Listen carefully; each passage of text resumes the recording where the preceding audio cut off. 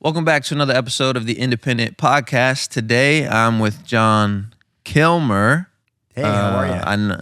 I know it's a little different, and we've had kind of hosts bouncing around, but this could be potentially its final form. We'll find out. But I'm going to let him introduce himself. He's been in the game a long time and has a plethora of knowledge to share with you guys. So, Jon. I just want to come right out and say it real quick. It's between you and Mike. It's like when you ask me to podcast, you give me like a 30-minute heads up. And you guys being the two most like handsome men in the music industry, it's a little frustrating when I only have 30 minutes. I'm fresh off of like a midnight burger and like 10 old fashions last night. And you're like, "Hey Jon, can you podcast in 30 minutes?" Mike pulls the same thing, and I think you guys are doing this on purpose. So that by comparison, you can just look better than me on camera. Like what did your morning look like? What were you want to doing? know? Yeah, did you have like cucumbers on the eyes like an hour before recording? And you did your morning meditation, your nature walk, your morning juice, and then you hit me and said, "Hey, can we record in 30 minutes?" What did you do this morning? That's definitely more of a Mike thing, I would assume. I woke up the first night since we've had our daughter. She slept in her bed all night. So let's just That's huge. All right. That's huge right there. Until 8 a.m. All right. So I got up. I didn't eat breakfast. I don't do coffee or I don't do caffeine. Wow. And I got my son ready, and we went down and we fed all our animals. We have a pony. We have three donkeys. We have You have 3 donkeys? 3 goats, 3 donkeys. We have 3 donkeys, a pony, 3 goats, and 2 cows. So I fed the animals. I went inside. I said, "Love you, bye," and I drove here. And as I was getting in my Jeep, I saw your text because I was feeding the animals at the time when you texted. And you said anytime. You said anytime. I knew what you're up to, though. I smelt it out. By the way, do all your animals have names? Well, sort of. We have Honey and Biscuit. Those are our 2 cows. Yeah. Honey and Biscuit. And then we have Nutella, which is our first donkey. And then we just rescued we rescued a mama and a baby donkey and a pony from a kill pen. So, oh my God, you just gave me so much to process in one sentence. First of all, you named a donkey Nutella. Yeah, Nutella. Yeah. And then the second thing I heard was that you rescued 2 other ponies. I didn't know that there were a mom and a baby. Wait, you rescued donkeys or ponies? Oh, we rescued 1 pony and 2 more donkeys. I didn't know that there were pony and or donkey rescues. I didn't know they needed rescuing. And the place, it's kind of wild because they're really sweet. But the place we got them from is a kill pen, and basically you got 2 weeks. They put them up, and actually a volunteer program. They put them up for 2 weeks, and if they don't get someone to rescue them or sponsor them while they stay there, then they continue on and they become dog food, basically. Man, take my money. Yeah. Can I donate to this? Yeah. Like, can I just give all my money to... You could. And on that note, hope you guys are having a good day. No, sorry. I know we went off on a tangent there. You asked me to introduce myself, and I'm just asking about donkeys for 10 minutes. All right. We'll talk about this later. I'm Jon Kilmer. Been in the industry for about 12, 13 years now. I started my journey with the artist formerly known as Mike Stud, now goes by Mike, period. He and I kind of navigated the music industry together independently, never signed a record deal, always did it ourselves. And throughout that journey, I've worn many, many hats. I've gotten to really learn a lot about the industry from the independent side and how things are done. And anything from, I started out with music videos and sound engineering, music, production. I kind of wore a lot of hats in the beginning, and now more so I handle a lot of the media side of things for Mike, along with some of the managerial, so Mike's unmanaged, essentially. He manages himself. So I think a lot of things that he doesn't do on the managerial side of things himself, I kind of pick up the slack as well on certain things. So it's been, man, what a hell of a ride. And throughout that journey, I've realized that I really love to be of service to musicians, especially the independent ones like yourself. So really big pleasure being here today with you. Yeah, hopefully not just today. Hopefully some more in the future. Yeah, I feel like I'm being vetted right now. I feel like once Alex Trebek's died, there was all those different hosts of Jeopardy that they were testing out.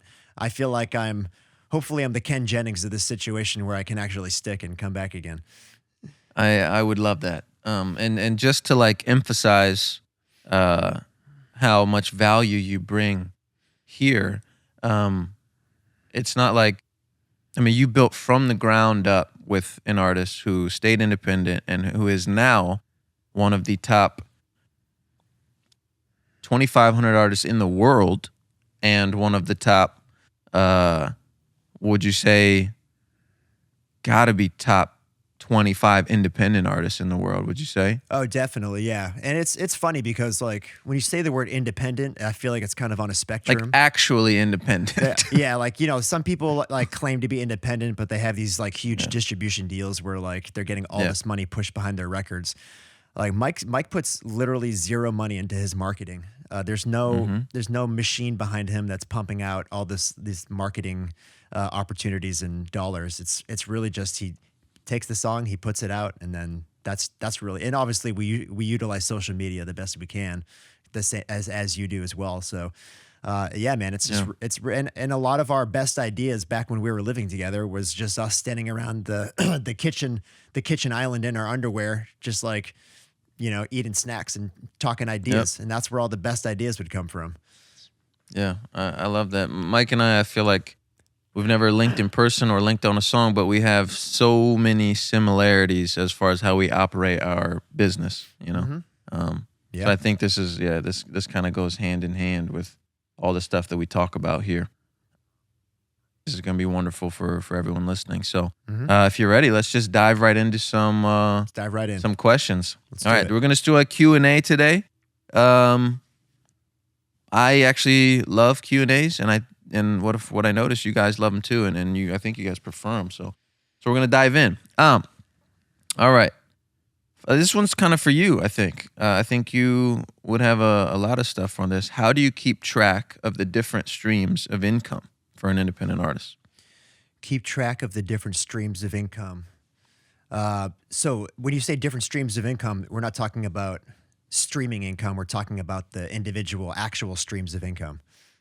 Absolutely. This could be merchandise. This could be Chug Bud. This could be Stevenson Ranch. This could be publishing. This could be touring. I know it is pretty wild. And today, especially as an independent musician, you got to get really creative where those streams of revenue actually come from. If you're relying on just streaming revenue, I mean that's tough. Especially if you're just starting out. It's I think the average stream payout is like a little over half a penny per stream. So, I mean, do the math. Less. Yeah, less. So you do the math, like you need a million streams plus a month to like really be getting by, which for some people, it's for a lot of people, it's very difficult. So how else do and that was my first goal, was 1 million streams a month. So that if worse come to worse, I could live off my streaming revenue. Yeah. Which was give or take $3,500. Yeah. It's not like a lot. It's not a lot. If you can get a lot of people listening, then it'll add up. But as far as so a lot of people aren't in that space where they're doing everything with streaming revenue. They would love to find ways where they can make more money. But I guess how do you keep track of it all? Maybe, what do you think? Maybe I'm personally not even tapped into all of them.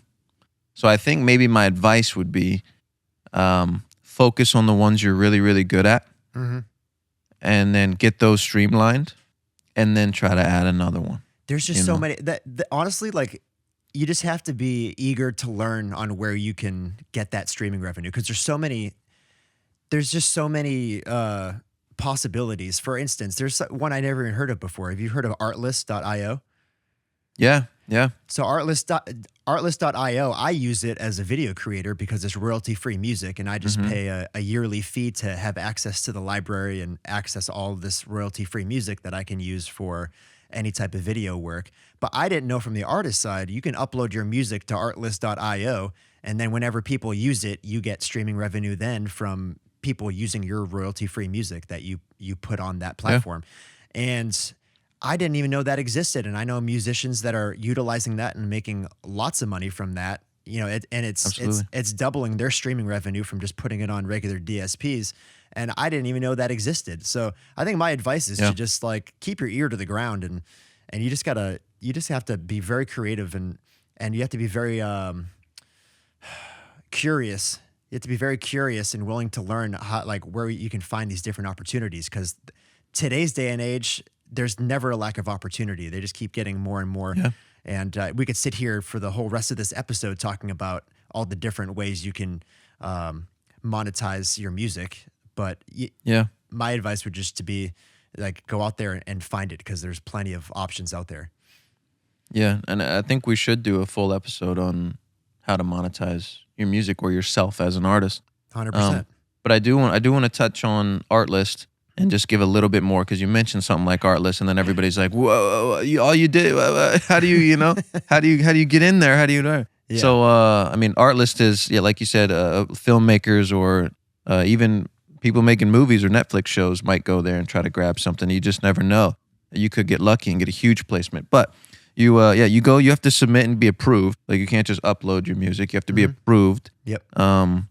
And it's got to be good. And most of the time, your music should be, as you're creating it, designed for sync, designed for a placement. And most of the time, your song that you think is super good, which could be, isn't necessarily designed for sync. Yeah. You kind of have to study, what does a good sync placement song sound like? How are they built? How are they structured? And then cater to that when you want to put songs up on a place like Artlist or a Music Bed or any other sites like that, Sound, whatever the one for YouTube is. Yeah. So it's not as easy as, put your music up there and start making money. You do have to cater to it and be intentional with the way you create it. And but the ceiling is as much music as you put up there, and as lucky as you get with people finding it. Yeah. Or as consistent as you are. It's never just, boom, boom, pow, and you make money. It's all work. A lot of people looking for a shortcut. There is no shortcuts. It's all work. So, but there is a 5-figure a month opportunity there. Yeah, big time. Off a place like Artlist. So, could be low, could be mid, but got to put in work. Yeah, it's worth checking out. And I want to add on to this as well. And I mean, it's pretty appropriate for us to talk about, but especially monetizing through communities now, I think it's very important to monetize your top fans in the way of either a subscription model or just getting them all together in one online community, which I mean, obviously we're involved in the company Grouped, and I think they're doing a great job at creating a community that's very much niche towards musicians. And it kind of goes on the model of, I think Kanye did something recently a couple of years ago where he sold like those music players. Remember that had his album on it? And and that, I think he did like 11,000 units or something first week, but he made over $2 million off of it, off of monetizing to his top 11,000 fans. So I think that's the thing. That's the thing. So instead of thinking about how can we just appeal to the masses, and it's not like you have to choose one or the other. You can still do the DSPs and put your music out for streaming and get widespread fame and fans and like stuff like that. But when you talk about monetizing your top fans, whether it's 100 people or 1,000 people or 5,000 people, those are the people that really fuck with you the most. And they will be willing to spend the extra $20 a year, $30 a year, $50 a year to not only support you, but to get a closer connection with you. So that's something that I think that's where the industry's headed. And I think a lot of musicians need to start thinking that way. I agree 1,000%. I mean, Kanye probably has 50 million monthly listeners. Yeah. Yeah. But off of 11,000 people. That music player was like $200 or something like that. And he got 11,000 people to spend $200 on an album. And most people, the majority, the masses would be like, dude, no way I'm paying $200 for Kanye's music player. But you don't need everyone to do it. Nope. You just need your top fans to do it. Yeah. And those people are out there. They're out there for everyone. I don't care how big of an artist you are. There will always be a percentage of fans that like you the most more than anyone else. Yep. Yeah. I love that. Yeah. Freaking love that. I fucking love that. All right. So next question. Once you have a viral song, how do you capitalize? Do you do the same content? I guess this might lean me, yeah? Yeah, I actually I've heard you talk about this before, because I think one of the first songs that was big for you was Fine Apple, right? That was kind of one that really took off. And I think going against what like a record label would do, where they take a song and they build it up and then they just keep putting more and more money behind it and just shove it in people's faces until they're sick of it. You kind of went the opposite route, and you decided to go with more the snowball effect, where I'll let you talk about it. But in that case, when Fine Apple was starting to take off, what did you do? Yeah. So I'll lean Icy Pop on this one, because there's a very specific instance that I want to talk about, and it applies here. Cool. So Icy Pop is the first song that I released after Fine Apple, but Icy Pop, I released it in September, and this is another testament to, like, it doesn't have to go viral or blow up in the first week or the first few days or the first month even. So Icy Pop I released in September, and then in January, this is another testament. In January, I'm on a family vacation in DC, something small, just like for New Year's, nothing crazy. My mom had extra Marriott points, and we just go to DC, and we're staying in a Marriott for a couple days. Yeah. I'm like, all right, I want to post something. I don't want to film anything and take time away from my family. Let me just see what I have.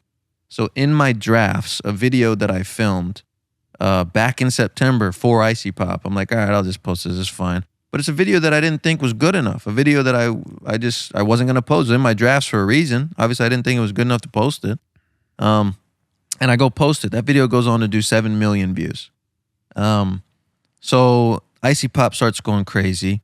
Every time I post it, and for this specific moment, it's like do the same content, blah, blah, blah. It depends, right? So my thing with Icy Pop was I was singing it, and I was doing this little foot dance at the end of it. And people always stayed to the end of the video to watch the little foot dance. So I got people to the end of the video. And when you get people to the end of the video to watch the whole thing, the algorithm catches more, and it gets the algorithm, they'll share it. So, but what did I do? I released immediately another song. I released Serotonin immediately.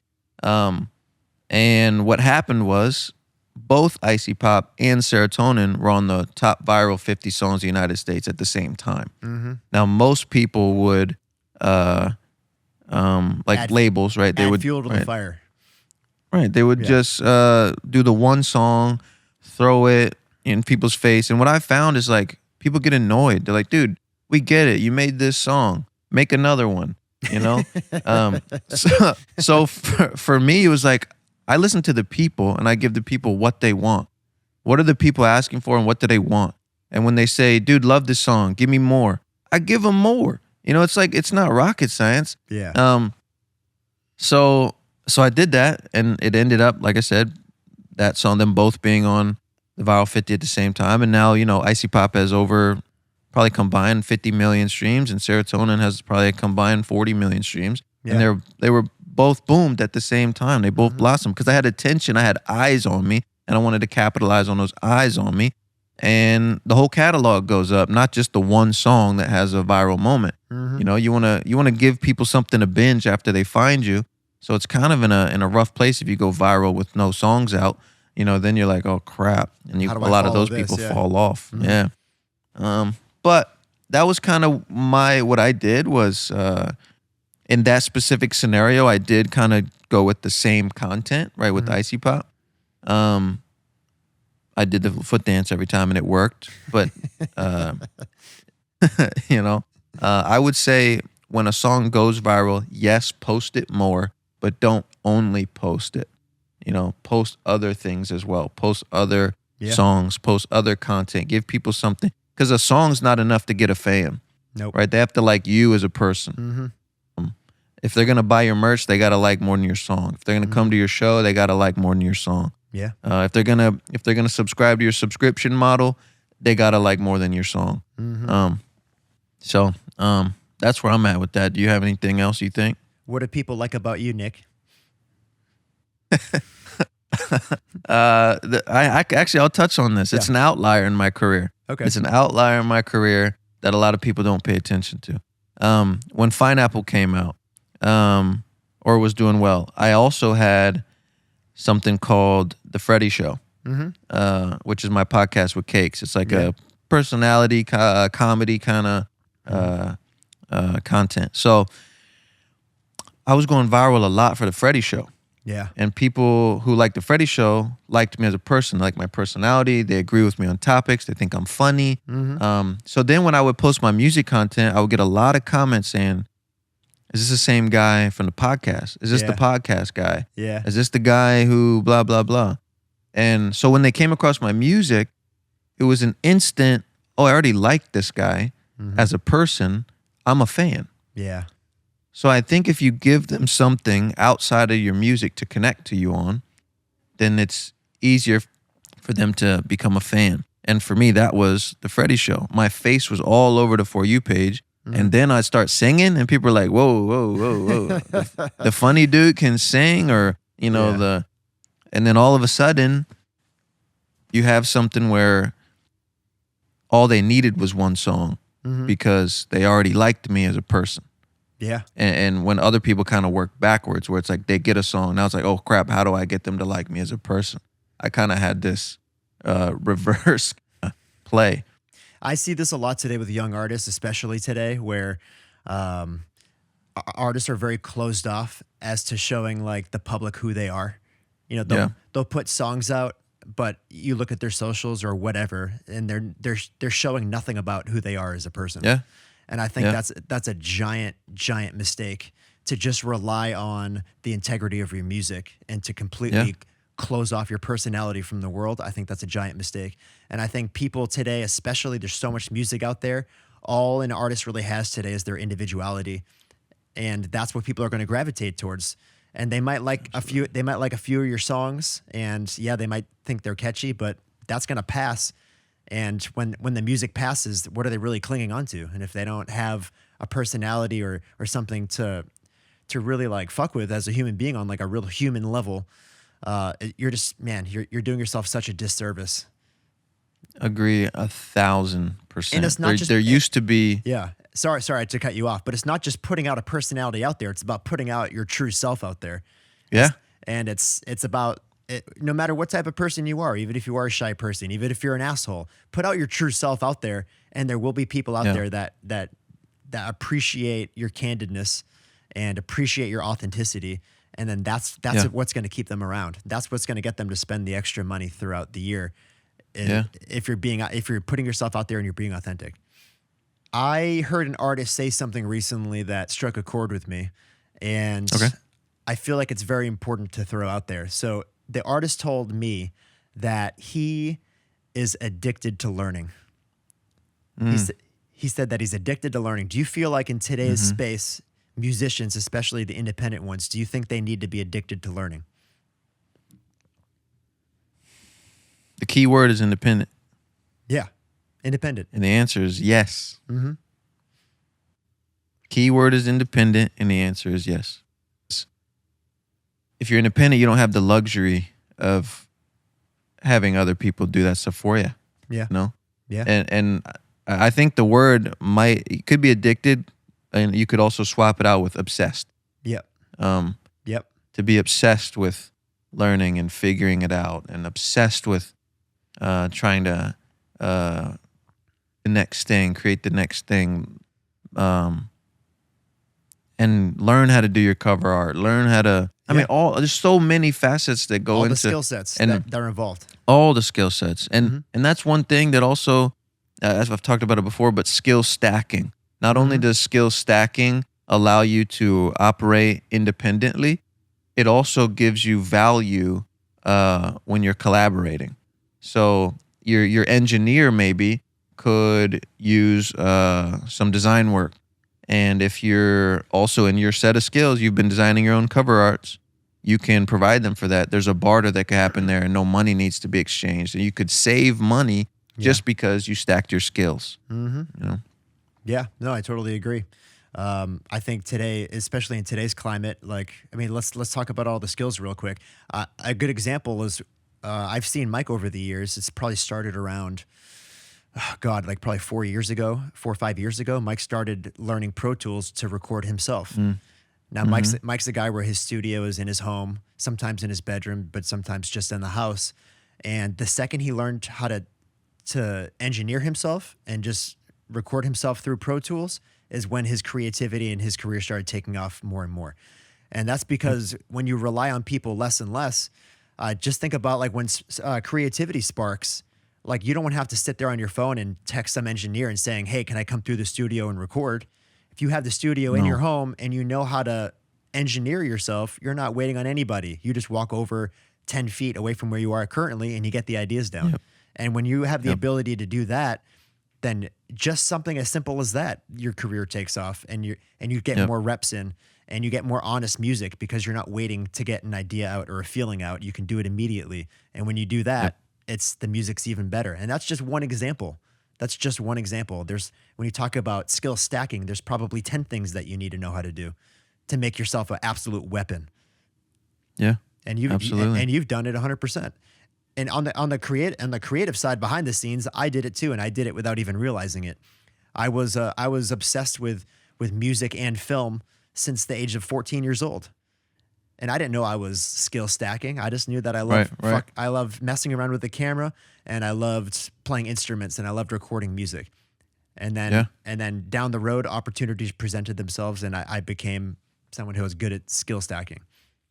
Yeah, and that's the thing. You did it without even realizing it. But then when you reflect back on it, you're like, oh, it makes sense. Yeah, you know, like, and it's cool that you can.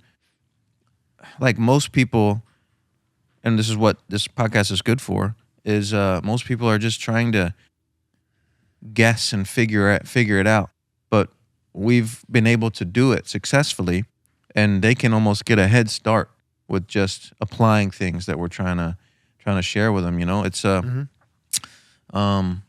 and I love that, man, because there was nothing like that for me when I was trying to figure it out. No, me neither. YouTube tutorials didn't exist when I was starting out. Yeah, not at all. Man, but I wanted to touch on so another thing for skill stacking. For me personally, a big thing for me, a huge thing, one of the biggest is workflow and creating faster. Yeah. Because, and for me, done is better than perfect. I want it done and I want to move on to the next thing. So I don't spend a lot of time going through unfinished demos. Sometimes on a rare occasion I will, and I could find a gem in there. But usually if I don't finish it like right then, usually. Now there's some that I have like I have pretty much done that I'm in love with, but I know I need to go back and fix a couple things. That's a little different. But usually, for me, done is better than perfect, and I want to finish it in that moment so that I can move to the next one. Yeah, and that enables me to. In that process, I don't have a background of finishing 100 half songs.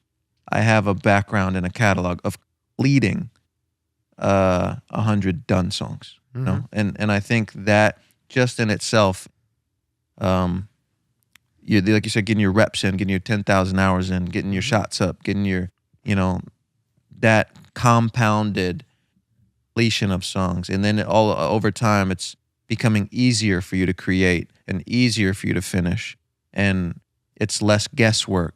It's less, is this good, and more, I know this is good. It's like, you get to that place, you get more confident. So for me, it's how fast can I create, but not in a way that I'm sacrificing quality. It's just I've gotten good at getting done quicker. That's all, Yeah, and also on a we talked about this recently on our podcast for Y&K with Mike. When you're trying to convey a feeling and you're making a song and it's about a certain feeling that you're trying to get out of you, Mike talks about how he'll have a stream of consciousness where he'll start a song and he'll freestyle and he'll get those feelings out, and sometimes those first like initial demo vocals are like the most authentic and true, because when you're feeling something, you're like, it's literally just pouring out of you and it feels the most real. And then when you go back to sharpen those vocals or do them again because you want them to be more polished, you can't capture the same feeling again. So Rick Rubin talks about it in The Creative Act, his new book, where if you have a feeling that you're trying to get out there, sometimes it is best to sit down and do it from start to finish and just get it all out of you, because that's going to be the most authentic, true way of conveying those emotions, because it's fresh. Versus if you wait a day, you don't feel the same way you did after it just happened yesterday. Wait a week, maybe that feeling's not even there anymore, and you're not getting like that true essence out of you into the song. So on top of what you're saying creatively, and even from an authentic standpoint, sometimes it is best to just let it pour all out of you at once and just complete it in that moment. Agree, 1,000%. Yeah, 1,000%. Yep. All right. Well, let's wrap this one up. But just so you guys know, in the future, more questions come through, like how to audit your content for authenticity. What motivates you to keep going even when it's hard? Mm-hmm. At what stage should you implement money marketing and merge into more of a business? Just all these kind of questions. We got lists from you guys and what we're going to talk about in the future. So a lot of good stuff coming. Thank you for listening. Jon, if you want to add anything at the end. Yeah, and if you want to figure out where to rescue donkeys and ponies, we're going to touch on that next episode too, because yes, we are. I just want to start putting my money into more important things like that. Yeah. I agree, dude. You should. All right, man. All right. Thank you, everybody, for joining in. Till next time.